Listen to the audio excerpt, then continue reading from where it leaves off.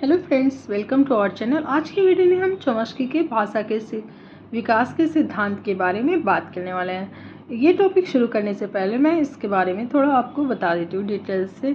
Noam Chomsky का भाषा सिद्धांत।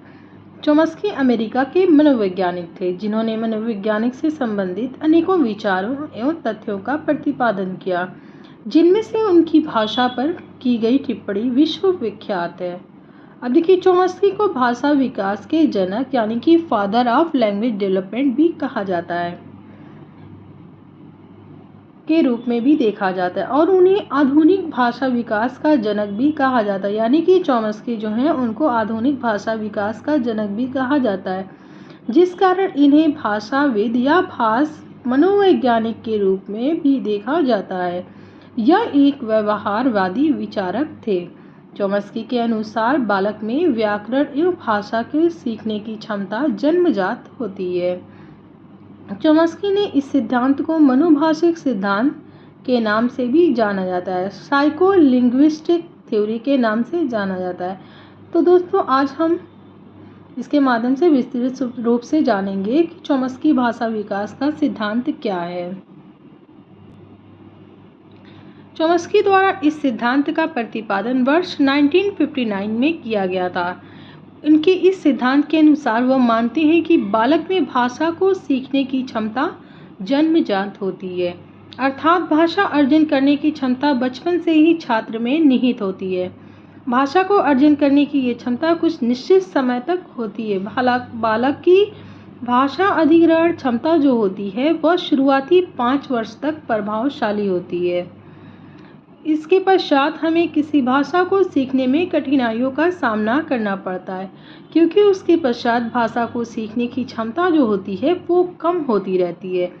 चॉम्स्की के अनुसार बालक में भाषा अधिग्रहण यंत्र लैड होता है, जिसकी सहायता से वह किसी भी भाषा को तीव्र गति से सीख पाते हैं।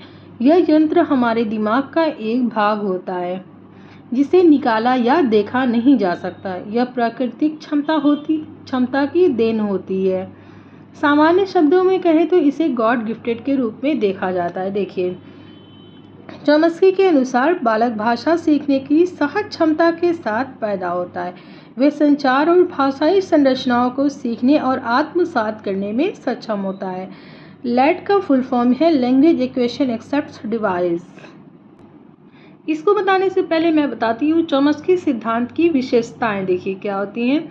जन्मजात क्षमता, पर्यावरण की महत्ता, भाषाओं में संबंध, भाषा अधिग्रहण यंत्र यानी कि लैड, सार्वभौमिक व्याकरण, सतही संरचना, गहरी संरचना।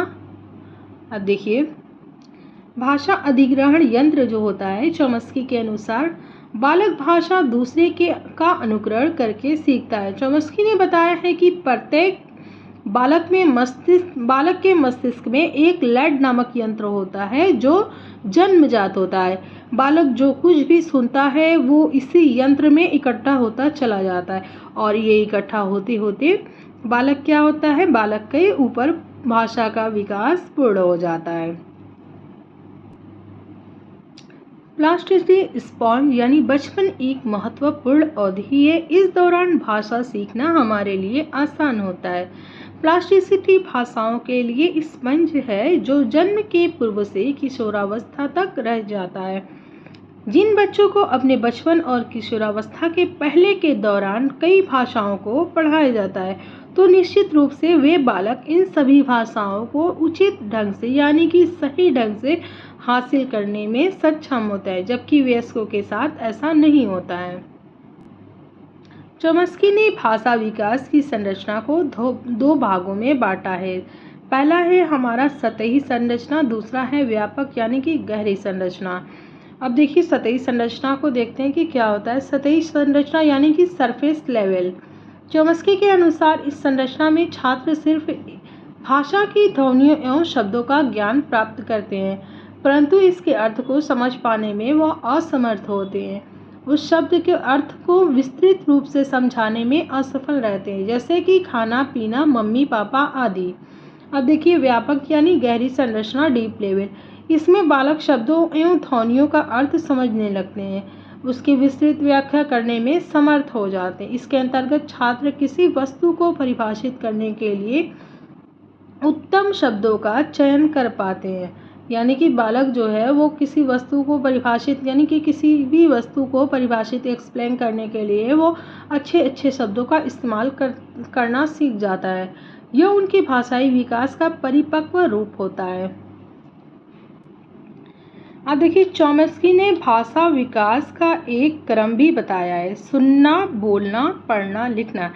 यानी कि भाषा विकास का जो, ये बहुत ही ज़्यादा इम्पोर्टेंट, ये क्वेश्चन सीटेट, यूपीटेट, सुपरटेट सभी में पूछा जाता है कि भाषा विकास का क्रम बताइए। तो सुनना, बोलना, पढ़ना और लिखना, पहले क्या आएगा? पहला है सुनना, दूसरा बोलना, फिर पढ़ना, फिर लिखना।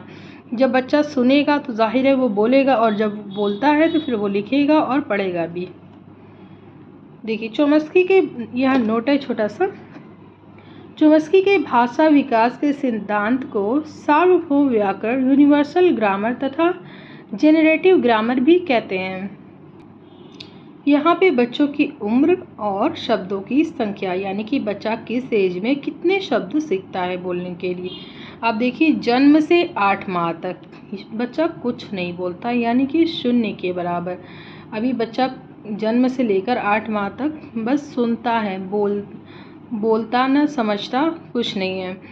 10 माह का बच्चा जो होता है वो 1 शब्द बोलता है, और 1 वर्ष का जो बच्चा होता है वो 3 शब्द। उनके शब्दों की सीखने की संख्या कितनी होती है? 3।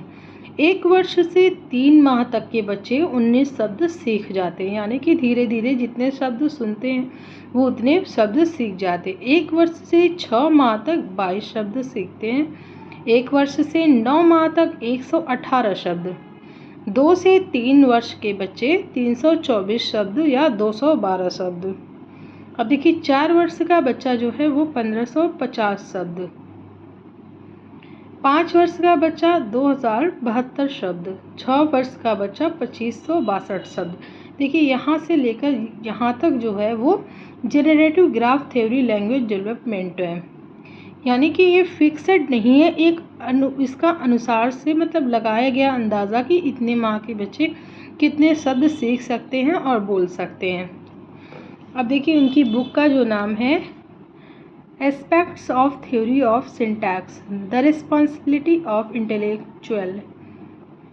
चॉम्स्की के अनुसार बालक में भाषा का विकास जो होता है वो समाज का अनुसरण करके होता है। यानी कि देखिए, शब्द और आयु, जिसको generative graph theory language development कहते हैं।